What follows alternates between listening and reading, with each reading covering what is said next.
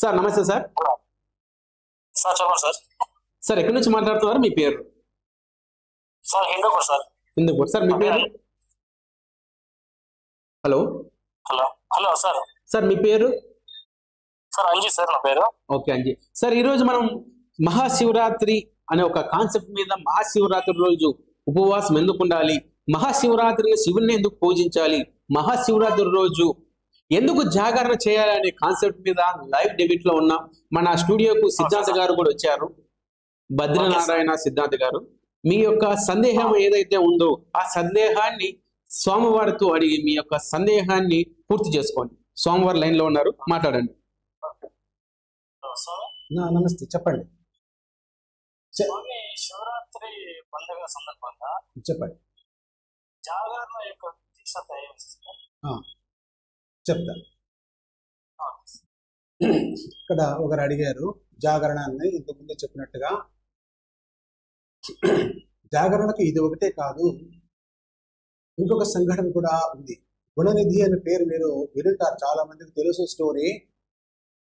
మాఘ పురాణంలో కానీ శివపురాణంలో కానీ వస్తుంది. ఈ గుణనిధి అనే అతడు దొంగతనాలు చేస్తూ తన ఉపజీవనాన్ని గడుపుతూ ఉంటాడు. ఆయన ఒకసారి ఏం చేస్తాడంటే, ఏదో రోజు తనకు ఆహారం దొరకనప్పుడు ఏదో దేవాలయంలో ప్రవేశం చేస్తారు. చాలా మంది భక్తులు శివార్చన చేస్తుంటారు. అతనికి తెలియదు, ఆ రోజు ఏమి కూడా తెలియదు అతనికి.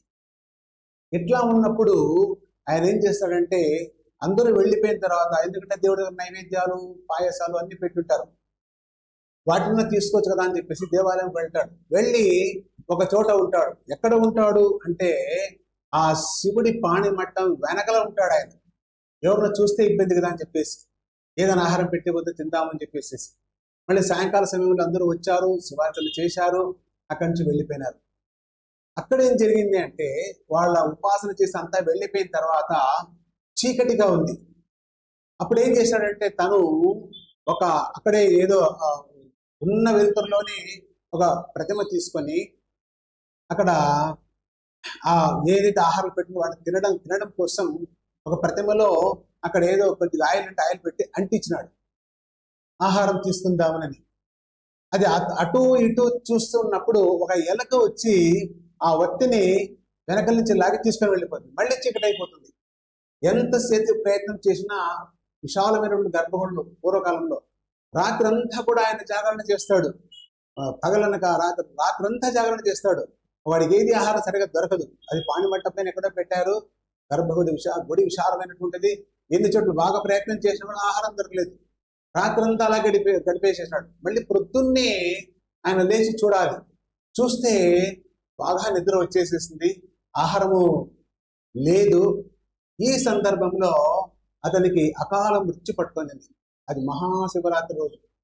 అకాల మృతి పట్టుకున్నప్పుడు అక్కడ యమదూతలు వస్తారు. వచ్చి ఆయన తీసుకెళ్ళాలి అని చెప్పి చూస్తే శివభటులు కూడా అక్కడికి వస్తారు. వచ్చి ఆ శివభటులు చెప్తారు, ఇది ఈ వ్యవహారం మీది కాదు, మాదేనే. వాళ్ళు అంటారు, నేను చాలా పాపాలు చేస్తున్నాడు, శివరాత్రి రోజు ఆహారం దొంగతనం చేసినాడు, దేవుడు పూజ చేయలేదు, ఇవన్నీ చేయలేదు. మరి అటువంటి అతనికి ఎట్లా పుణ్యం వస్తుంది అంటే, వీళ్ళు ఒప్పుకోరు. మీరు ఏం చేసినా ఏం తెలియదు, శివరాత్రి రోజు ఆయన ఉపవాసం చేయడం ఒకటే దీనికి కారణం. ఆయన పూజ చేసినాడా లేదా, అభిషేకం చేసినాడా, బిల్వార్చన ఏది చేయలేదు, ఆయన ఉపవాసం చేశాడు.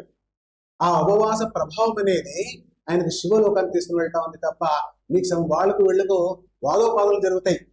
తర్వాత యమధర్మరాజే వస్తే వాళ్ళకు కూడా వీళ్ళు వాదిస్తారు. వాదించినప్పుడు శివుడు వచ్చి చెప్తాడు, ఈ ఆత్మ నాకు సంబంధించినటువంటిది. కారణం ఏమి, ఈ రోజు అతను ఉపవాసం చేశాడు. రాత్రంతా కూడా తెలిసి చేయవచ్చు, తెలియక చేయవచ్చు, జ్ఞానతోవా అజ్ఞానతోవా. ఆ చేయడం వల్ల విశేషణ పుణ్యం వస్తుంది అనమాట. అంటే జాగరణ చేయడం వల్ల కూడా మనకు భగవంతుడు లిస్టులో పడుతుంది. మనం ఎంతకాలం ఉంటామో మనకే తెలీదు. ఒక్క శివరాత్రి చేస్తే వచ్చే శివరాత్రి వరకు మళ్ళీ అటువంటి అవకాశం రాదు. మాస శివరాత్రులు వస్తూనే ఉంటాయి, కానీ మహాశివరాత్రి మళ్ళీ సంవత్సరానికి ఒకసారే. మనం ఎన్ని చేస్తాం, మహా జ్ఞానం వచ్చేదే చాలా ఆలస్యం. పిల్లతనంలో స్కూళ్ళకి వెళ్ళిపోతుంటాం, అప్పుడు చేయం. ఉద్యోగం వచ్చిన తర్వాత దానిపైన కాన్సన్ట్రేషన్ చేస్తుంటాం, ఉద్యోగ వ్యవహారాల్లో విశేషంగా చేయం. రిటైర్మెంట్ అయిన తర్వాత చేత కాదు.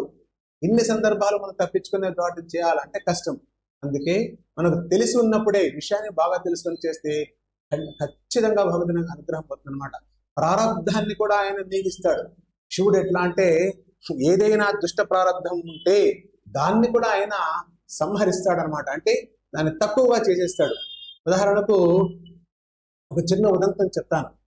ఒకానొక సందర్భంలో ఇద్దరు స్నేహితులు, ఒకడు నాస్తికుడు, ఒకడు ఆస్తికుడు. ఆస్తికుడు సర్వత్ర భగవంతుని వ్యాపి అని చెప్పేసి నమ్ముకొని అన్ని చోట్ల ప్రార్థన చేస్తూ వెళ్ళేవాడు. ఒకడేమిటాడు, ఎక్కడా భగవంతుడు కనిపించడు కదా, ఎందుకు నేను అతను ప్రార్థన చేయాలి, కనిపిస్తే కదా మనం చేయడానికి అని వీడి ఉద్దేశం. ఎందుచేతనంటే కనిపించడు కనుక. ఇద్దరు కూడా మంచి స్నేహితులే, కానీ విరుద్ధ భావాలు. ఒకసారి వాళ్ళు ఒక కీకారణ్యం గుండా వెళ్ళాల్సిన అవసరం వచ్చింది. వేరే ఊరికి వెళ్ళాలి. ఆ ప్రాంతంలో దట్టమైనటువంటి అడవి. ఆ అడవి ప్రాంతంలో వెళుతూ ఉంటారు. చాలా దూరం నడిచిన తర్వాత చాలా ఆయాసం వస్తుంది. దాన్ని తట్టుకోలేక ఇద్దరు కూడా ఒక పెద్ద బండరాయి ఉంటే వాటిపైన కూర్చుంటారు. చుట్టుపక్కల కూడా ఆకులు, అలములు, చెట్లు, వాటి యొక్క కొమ్మలన్నీ పడి ఉన్నాయి, చిన్న చిన్న పొలాలన్నీ కూడా. ఇద్దరు ఒక చోటు కూర్చున్నప్పుడు ఇద్దరు బండ మీద చేయి పెట్టుకుని కూర్చున్నారు.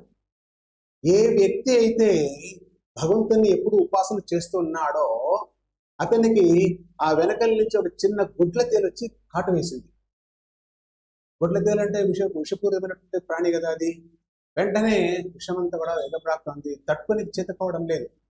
ఇతడు చూస్తే అయ్యో ఏమిట్లేదని చెప్పేసి ఆయన సేద తీరుస్తున్నాడు, అయినా చేతకోవడం లేదు. సరే నువ్వు ఇక్కడ ఉండు, నేను ఎక్కడన్నా తటాకు ముందే వచ్చి స్నేహి తీసుకొస్తానని చెప్పేసి పరిగెత్తుకుంటూ వెళ్ళాడు.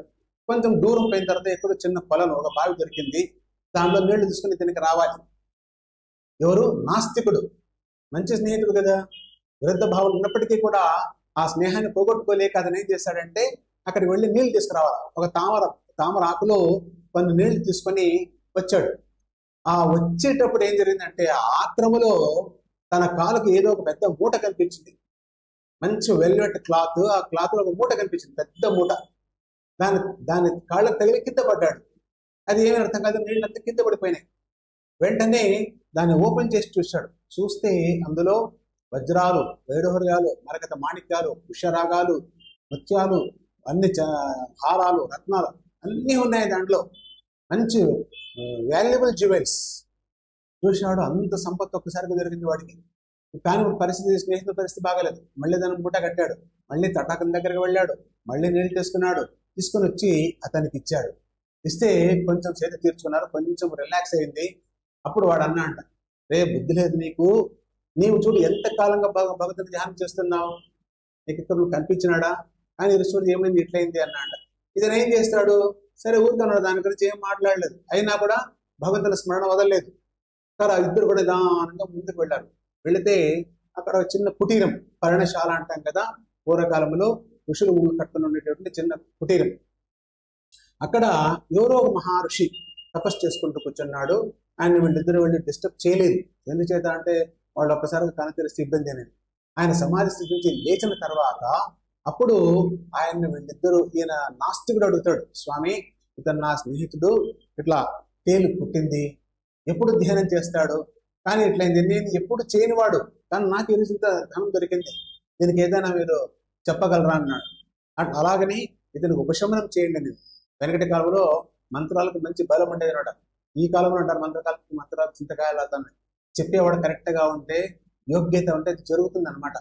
ఈ ప్రకారంగా ఆ కొంచెం మంత్రాలు వేస్తే అతను కొంచెం ఉపశమనం వచ్చింది. ఉపశమనం వచ్చిన తర్వాత అప్పుడు ఈయన అడిగినాడు నాస్తికుడు, స్వామి వీడు ఎప్పుడూ ధ్యానం చేస్తుంటాడు, నేను ధ్యానం చేయను, ఎందుకు ఇట్లా జరిగింది, నాకు దొరకడం ఏమి, వాడికి తేలు కాటడం వేయడం ఏమి. ఆ ఋషులు ఎప్పుడు కూడా తపస్సు చేసి చేసి చేసి వాళ్ళ బ్రెయిన్ ఒక కెమెరా. మనకి ఎట్లా అంటే ఎక్కడ దూరం ఉండేది కెమెరా ప్రకారం వాడి మనసులోనే అది ఆ అంతర్పటలం ఏదైతే ఉంటుందో, రెటీనా టైప్ ఒక అంతర్పటలం, దానిపైన వాళ్ళు చూడగలరు అనమాట. 7 జన్మలంతా కూడా వాళ్ళని చూడగలరు. ఆ శక్తి వాళ్ళకి ఉంటుందన్నమాట. ఈ ప్రకారం చూసి ఆయన ఒకసారి నవ్వాడంట. నవ్వి ఆ నాస్తికుడితో అన్నాడంట, ఈరోజు మీరిద్దరు కూడా ప్రార్థన ఎట్లా ఉందంటే, ఈ రోజు ఇతనికి మృత్యుగండం ఉంది, పాము చేత కాటు వేయించుకొని చావాలని చెప్పేసి ఇతనికి మృత్యుగండం ఉంది.